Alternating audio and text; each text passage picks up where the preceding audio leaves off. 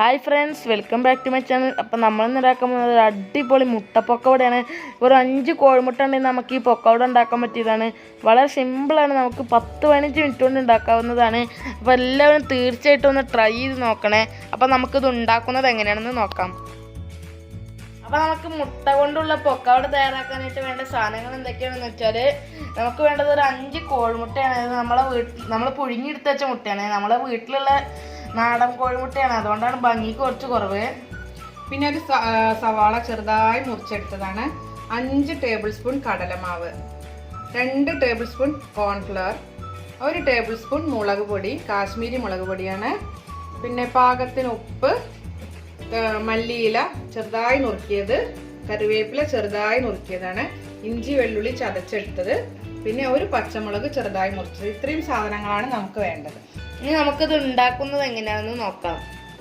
ആദ്യം തന്നെ നമുക്ക് ഈ മുട്ടയുടെ വെള്ള മാത്രമേ ഇതിലെടുക്കുന്നുള്ളൂ. വെള്ള മാത്രം എടുത്തിട്ട് ഇങ്ങനെ ചെറിയ ചെറിയ പൊടി പൊടി കഷ്ണങ്ങളാക്കി മാറ്റിയെടുക്കാം. നമ്മളിതാ മുട്ട എല്ലാം ചെറുതായി നുറുക്കി എടുത്തിട്ടുണ്ട്. ഇനി നമുക്ക് ഇതിലേക്ക് സവാള ചേർത്ത് കൊടുക്കാം. ഒരു സവാളയാണ്.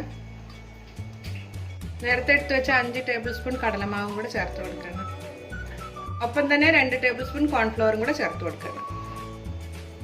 1 ടേബിൾ സ്പൂൺ മുളക് പൊടി. ഇനി നമുക്ക് ഇതിലേക്ക് ഒരു പച്ചമുളകും കൂടി ചേർത്ത് കൊടുക്കാം. ഒപ്പം തന്നെ ഒരു തണ്ട് കറിവേപ്പില ചെറുതായി മുറിച്ചത് കൂടെ ചേർക്കണം.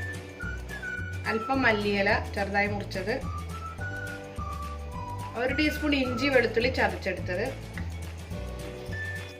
1/2 ടീസ്പൂൺ ഗരം മസാലപ്പൊടി കൂടെ ചേർക്കുകയാണ്. നേരത്തെ പറയാൻ വിട്ടുപോയതാണ്. ഇനി പാകത്തിന് ഉപ്പ് കൂടെ ചേർത്ത് നന്നായി നമുക്കിതൊന്ന് മിക്സ് ചെയ്തെടുക്കാം.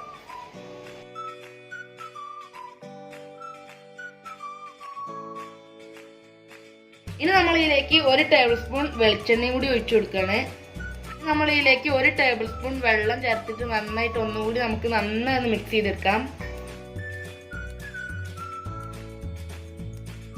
അപ്പോൾ നമ്മൾ ഇതിലേക്ക് 1 ടേബിൾ സ്പൂൺ വെളിച്ചെണ്ണയും 1 ടേബിൾ സ്പൂൺ വെള്ളവും മാത്രമേ ചേർത്തിട്ടുള്ളൂ. അപ്പോൾ ഇതന്നെ നമുക്ക് ഉരുട്ടിയെടുക്കാൻ പരുവത്തിലായി വന്നിട്ടുണ്ട്.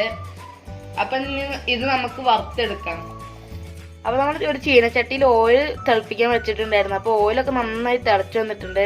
ഇനി നമുക്ക് ഇതിലേക്ക് നമ്മളൊരു മീഡിയം ഫ്ലെയിമിൽ ഇട്ടിട്ട് വേണം തീ വയ്ക്കാൻ, അല്ലെങ്കിൽ ഉൾഭാഗം വേവൂല. ഇനി നമുക്ക് നേരത്തെ എടുത്ത് വെച്ചാൽ മിക്സ് ഏത് ഷേപ്പിൽ വേണമെങ്കിലും ആക്കിയിട്ടിടാം. നമുക്ക് കുറച്ചെടുത്തിട്ട് അതേമാതിരി ഇങ്ങനെ ഓരോന്നോരോന്ന് ഇട്ട് കൊടുക്കാം.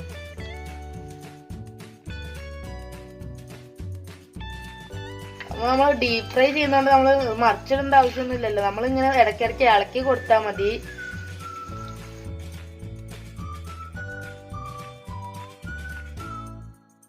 അപ്പോൾ നമ്മളെ മുട്ട കൊണ്ടുള്ള പൊക്കവട റെഡി ആയിട്ടുണ്ട്. ഇതാണ്ടില്ല, നമുക്കിത് കോരി മാറ്റാം. ഇതേപോലെ ബാക്കിയുള്ള എല്ലാം നമുക്കൊന്ന് വറുത്തെടുക്കാം.